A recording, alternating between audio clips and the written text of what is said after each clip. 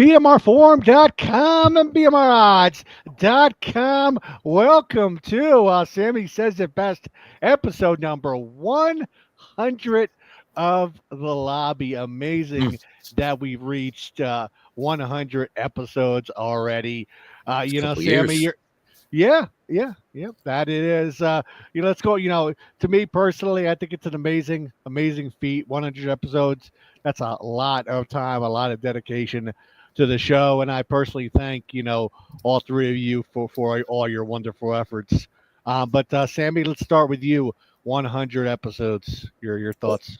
Yeah, over 2 years, a lot of commitment, a lot of time, a lot of prepping. But we love the camera. We love the sports talk. So this is what we're in it for, We got to be the face of the forum. If, no one else wants to participate, let's put our opinions out there to make some money. Exactly. Reload, your thoughts?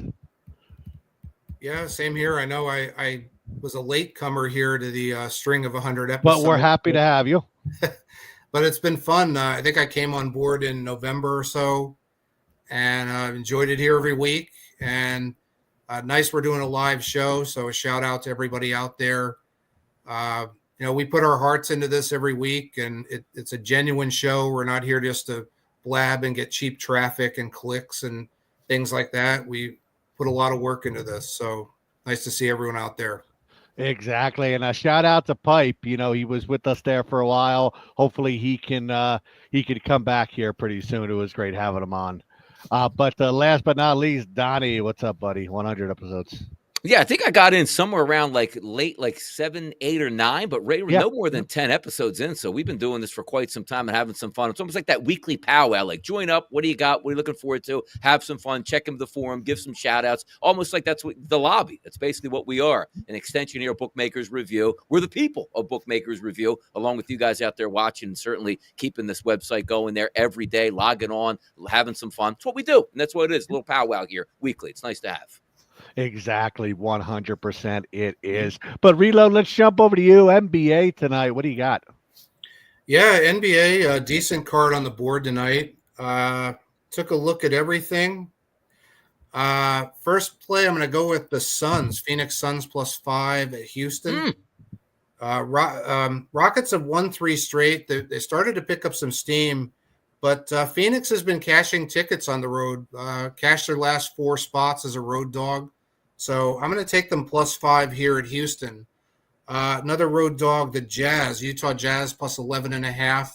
Been some steam on the Jazz in this one. It opened up 14.5 down to 11.5.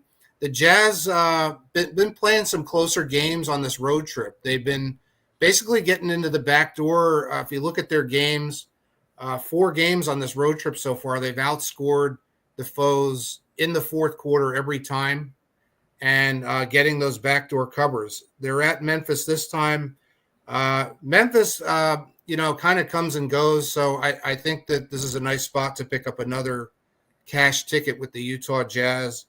And finally, the Portland Trailblazers +4 at home against the New York Knicks. The Knicks had a nice win in Sacramento the other night, so I think that's helping for value here. The Blazers are also on a losing streak, so that's helping for value. But they are 8-2 against the spread in their last 10 as a home dog. So always a good look there when the Blazers are a home dog. Check it out, and if it all fits, it should be another cash ticket. So that's 3 picks for the NBA. All righty, Reload. Awesome. Thank you, and good luck with those. Let's go over to a man who knows a lot about the back door, and he can talk a little bit about his NBA picks. Sam's in charge. Well, it wouldn't be a selection show if I'm not picking a New York team, to win on an episode of the lobby, right? So of course, correct. I got to go against Reload and go with the Knicks over Portland tonight.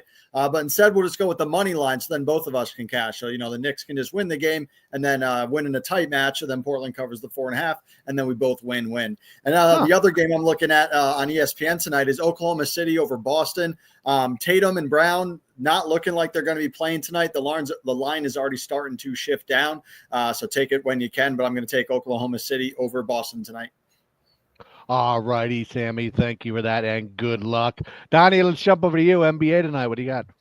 Yeah, usually the NBA gives us clunkers every night. Trust me, there's plenty of clunkers tonight we can look at. But once in a while, they give you OKC and Boston, which is a real meaningful game. In the standings, you're going for like the top. Let's just say OKC is going to win the Western Conference, that fight between Boston and Cleveland in the East. But this goes a long way because nobody's saying that OKC is like pretenders at this point, but they're the untested squad. Same thing really with Cleveland. It's like, oh, Boston's always got it covered. You want to send that message. You want to go into Boston. You want to win that basketball game. That line opened up at 4.5 earlier today. It's down to 2.5, and I buy that because I think Oklahoma City is the right play tonight in Boston. Am I going to be surprised if the Boston Celtics come away with a victory? No, but I think this is a measuring stick game for OKC more than it is Boston. I'll take OKC to win that game. Now, let's get to an even better game. 7:30 tip time in the 6th tonight.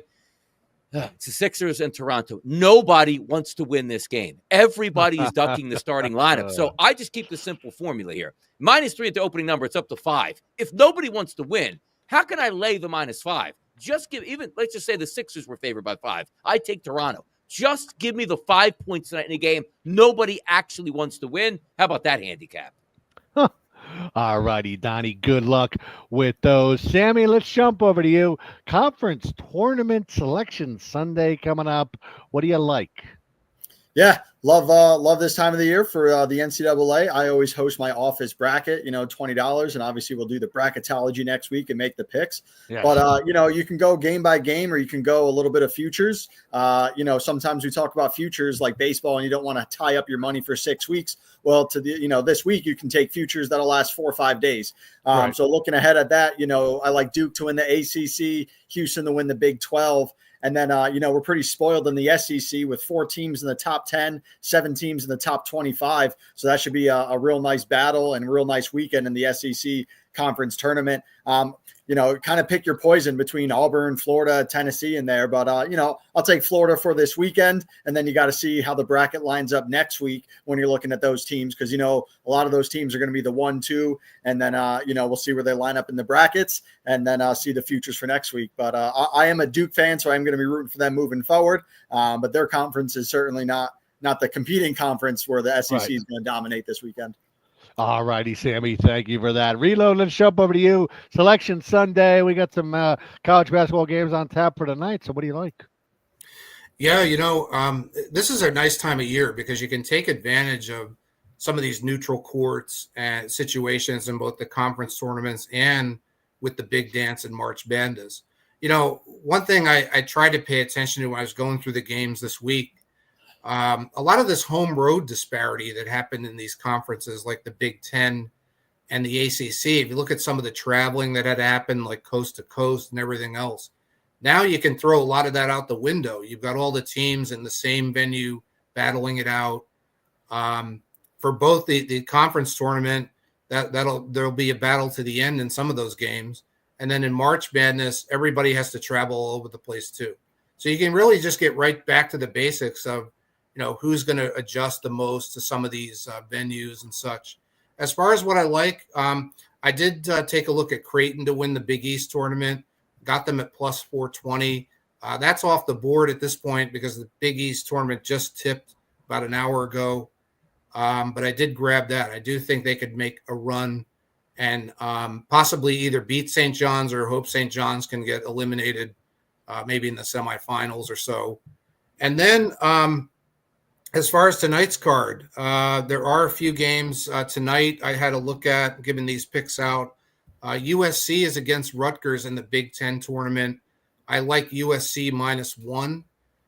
Again, speaking of home road disparity, USC played Rutgers in Jersey, lost to Rutgers there in a high-scoring game. I think you're going to see the opposite happen here with this one. USC -1, I'd see them winning the game. And I also see it being lower scoring.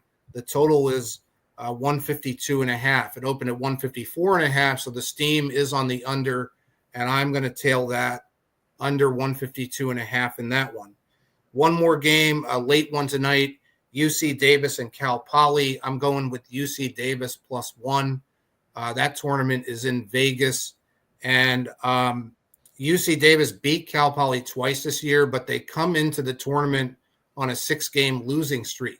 So I think it's one of those things. Do you go with what's happened head to head, or what's happened more recently with some of the games. I'm going to say the head-to-head is what to go with here and to take UC Davis in a late-night bailout bullet game there.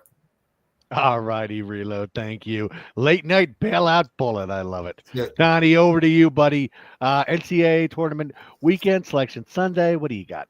Yeah, looking forward to it. Sunday's a great day where you see the brackets finally match up and you can make those, astute comparisons now that you know exactly who's going to play, what region they're in. But if we're looking just this week, I mean, Duke is going to be a heavy favorite in the ACC. By far, to me, the best team. I know some people might take a little bit there on an underdog, let's just say with Clemson, who actually beat Duke this year, or even Louisville. I just see Duke as too strong in that conference. The SEC, a toss-up at the top. Auburn, the best team. Alabama coming on strong. A lot of people like the Florida Gators in that. The Tennessee squad, which I do think is interesting because defense does travel. Neutral site games, pressure ramped up. You always like defense in Tennessee, one of the best defenders in the country. They might have a legitimate look there to take down the SEC. In the Big 12, two teams not named Houston that I take a look at are Iowa State and also Texas Tech as two different options there at some decent price points. But for today, I already lost a team total on Virginia to the over, of course. Why did I do that? They scored 60. They needed 64.5. But I do have a couple plays tonight. LaSalle's team total going up against Massachusetts tonight. Ugly game in the A-10. Actually, excuse me, it's just tipping off right now. I took the under 71.5 in that game. And then Syracuse and SMU, same thing there, taking an under on Syracuse in this game at 71.5 in that game as well. Butler and Providence is underway right now at Butler minus 1.5 points. They're up 34-31. Then Seton Hall, Villanova coming on just a little bit later tonight. Under 126.5. Two teams that played a real slow pace. Villanova should win that basketball game. I just don't see much scoring from Seton Hall, so I just took the under 126.5, which is a low number, but Reload's right at this point. Usually it's more unders than overs, and at this time of the year, more dogs than actually heavy favorites come in the door. Take the points and pray is always my moniker once we get to March Madness. All righty, Donnie, thank you for those, and good luck. Sammy, what's up with the 100 Hundy sign? spot. Yeah, What do you mean, what's up with the 100 sign? Yeah, what is that? What is it, Sam? It's a piece of paper. It's episode 100. It is episode 100. What's up, Ivy? How you doing? What's up, Jeannie? What is up, Ivy? What is up, Jeannie? That's exactly right. Sammy, you always shout out Ivy. I wonder, if it's ever going to go anywhere. I highly doubt it. I highly doubt it. You don't know until you fire away. Rejection's in my blood. I have no problem getting rejected. It's what we get done as salesmen. So it's whatever. You don't know until you fire away. You got to ask for the sale. Well, excuse me. Sammy, let's talk a little off-season moves. A few of the biggest ones. Daniel Jones went to the Colts for 1 year. Justin Fields over to the Jets for a year. Oh, TT Warrior in the house. What's up, TT? He's watching over there on YouTube. But, Sammy, we'll jump over to you since you're a fan of rejection, especially with the ladies. Let's talk a little off-season NFL moves. Yeah, let's talk rejection. Let's talk to Dallas Cowboys. They haven't done shit. It's pretty frustrating because there's a ton of moves going on and there's a ton of free agents that are still out there that the Cowboys could definitely use. They could use a wide receiver, Stephon Diggs, Keenan Allen. I mean, Amari Cooper's out there who was already on the Cowboys, so probably not him. But, Keenan Allen, I love a guy like him on the Cowboys. You still got Russell Wilson, Jameis Winston out there. You still got a bunch of defensive players out there. So there's still a ton of moves, said to happen. Aaron Rodgers released from the Jets, maybe go to Pittsburgh, maybe go to the Giants. Justin Fields to the Jets, I like that move. Joey Bosa to the Bills, I like that move. Josh Allen just resigned for, $300 million, $250 guaranteed, insane contract. It's he is the MVP, but he hasn't made it to the Super Bowl. So, it's tough. He's in the same, kind of same thing with Dak. I'm trying to compare, but Dak doesn't have an MVP, but still, a great regular season quarterback, but not getting you there. Sam Darnold for $100 million to Seattle. Good for him. Geno Smith to the Raiders, Cooper Kupp getting released. There's been a ton of moves. And that day that Twitter was down for like 10 hours, that's when all these moves are happening. So you had to follow it on ESPN. Chef was probably pissed. There wasn't any updates. I remember I was busy that day with customers. I was trying to get a bunch of updates, but I had to get them from ESPN. So it's pretty exciting. But again, Dallas Cowboys haven't done anything. So it's not exciting for them. I know, Saquon re-signed for Donnie for the Eagles over there. So they're doing some moves, but it's fun time, but definitely want to see your team making some moves. Of course. Reload, let's jump over to you. NFL offseason talk, a few moves here. What do you like? Who do you see picked up? Yeah, well, I've spent a lot of my time trying to figure out what Aaron Rodgers is going to do because I actually met Aaron Rodgers once a few Really? years ago. Huh. About, I think that was 6-7 years ago or so. Yeah, there was a dinner at the Mohegan Sun once in Connecticut, and it was a meet and greet with him. It was really cool.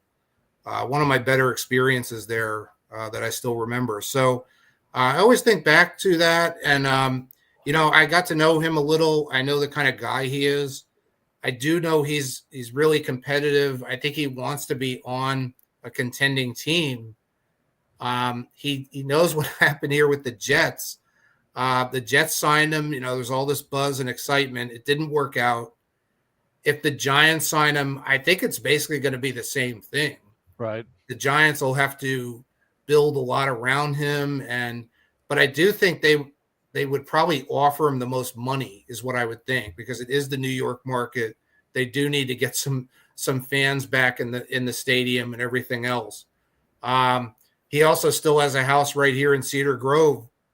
So hey, why not just change locker rooms instead of changing your house and have to move somewhere else?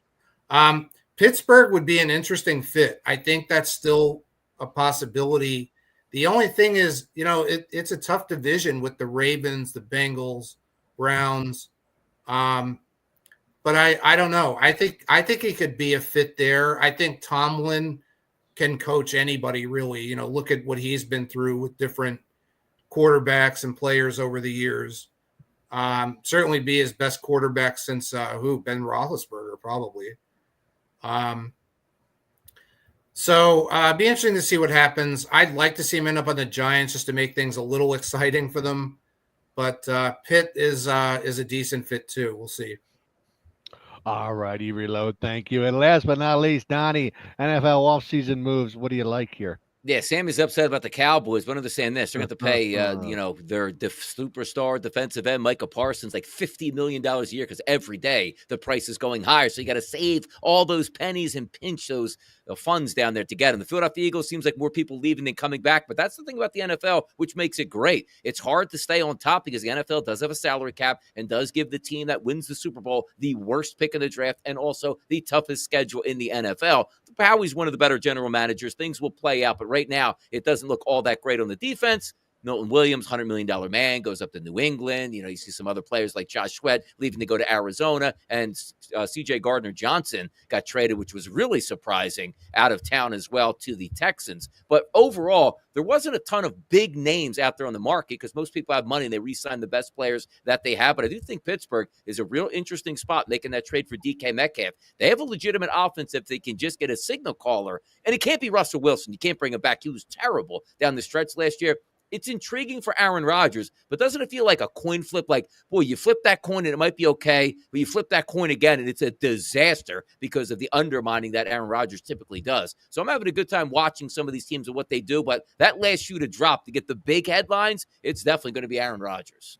All righty, Donnie, thank you. Sammy, let's jump over to you, talking a little bit of tennis. I know I got the Indian Wells tournament going, so what do you got? How's the threat been?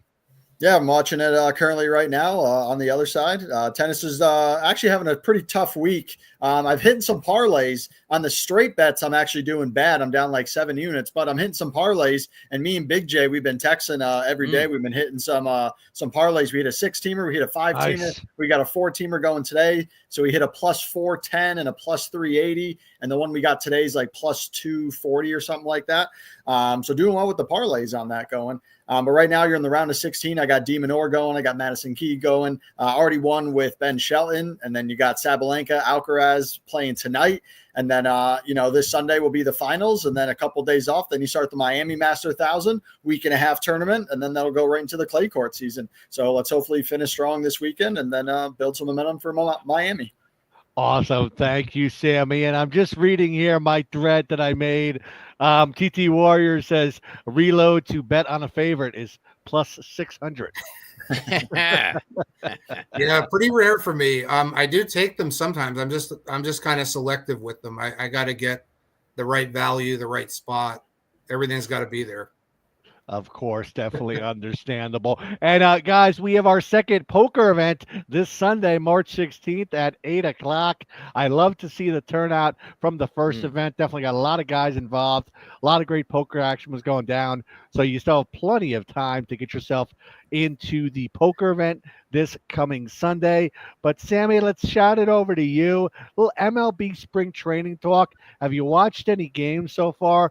I mean, me personally, I care less about spring training, but yourself, have you seen anything? Not necessarily watching, but just reading up. I got fantasy baseball. I got my draft on Sunday. I came in fourth place last year, which if any of you guys play fantasy, you know that typically it's top three that get paid. So it's the worst making it to the semifinals, then losing and then losing again to get fourth place. But that's fantasy baseball. It's fantasy football. It's whatever. Yep. But as far as a Yankee fan, Garrett Cole has the Tommy John surgery, so he's out for the year. Stanton might not start the year playing. So it just seems like it's going to be an injury. It's going to be a slow start to the Yankee season. We got some unknowns in the pitching. I know my local guy, Tommy Canley, who graduated a year above me, he middle reliever, who's pretty good, actually. He just got moved to Detroit in the offseason. So I liked having him on the Yankees, being a hometown guy and a guy that I know. But yeah, so basically I'm not necessarily watching the preseason, definitely not betting on spring training, but definitely paying attention to the Yankees and some roster injuries and what's going on there. All righty, Sammy, thank you. Reload, over to you. MLB spring training. You got any games? Anything you like so far? Yeah, I've been keeping an eye on things, noticing the injuries and such. The Yankees are already in trouble here, but I've been trying to focus on the Tokyo games coming up with the Cubs. Tokyo, huh? And I don't think we have a broadcast again before those, so thought I'd touch on them a second. So the Cubs are listed as the home team for both games, and they are the underdog both games. And, being that I like to take underdogs, right now I'm seeing prices of like plus 120 and plus 130. I'm going to wait that out and see what happens with the prices and the odds, but that looks pretty good to maybe throw a half unit on both of those and hope to grind something out there. The focus is on the Dodgers, obviously, being the more marquee team out there. Of course. The Cubs have some things to prove too. The Cubs have their couple big Japanese players in their lineup too. And, they're going to be looking to sell merchandise, jerseys, whatever they can over there. There are also some other exhibition games going on while the teams are over there. So you got to keep an eye on everything. Nice thing too is those games start morning time for us here in the East Coast. I think it's maybe a 6 a.m. start Eastern time. So that'll be kind of a fun way to start the day both days there. Yes, of course it will. Dottie, over to you. MLB spring training. You following any of it? Yeah, follow it mainly for injuries. Don't really care how pitchers are doing because they're working. Hey, this guy's having a tough spring training. He's trying to break in a new pitch. Of course, you're throwing that ball right down the middle, trying to get used to it. It's getting knocked out of the yard. And also, not the best fielders behind you. And also, the starting lineups leave a lot to be desired, like 5 out of every 6 days. But we do have the interesting part about having that, overseas series to start, which think of this in football terms. Like next year, the Eagles are going to open up on a Thursday night and play, let's just say, the Detroit Lions. Everybody looks forward to that. But imagine if the Eagles and the Lions played that game and then had 2 more preseason games, then started the NFL season. I have no idea why we do this. Why can't this these games be in the regular season? Because there is usually something special about opening day, which is going to take place I think it's March 27th, I want to say, whatever that Thursday is before the weekend starts. That's the official opening day. So to have a series, then go back to spring training, then start the regular season is kind of odd at this point. It is dumb at this point, but I love baseball season. And look, March Madness is fantastic, and it leads us right into baseball, a daily grind, 10 to 15 games every single day. You can't beat it. So I'm really looking forward to it, even though I don't really like spring training at all, to be honest. I love the Phillies. I don't think I've watched more than 2 innings when they've had a broadcast on TV. It just doesn't interest me. Right. All righty, guys. Do we have anything else, Sammy? Anything else? Oh, 100 again. 100, yes. 100. 100. Sammy, what's up with the tongue action? Going after the nipples right in the middle of the hundreds.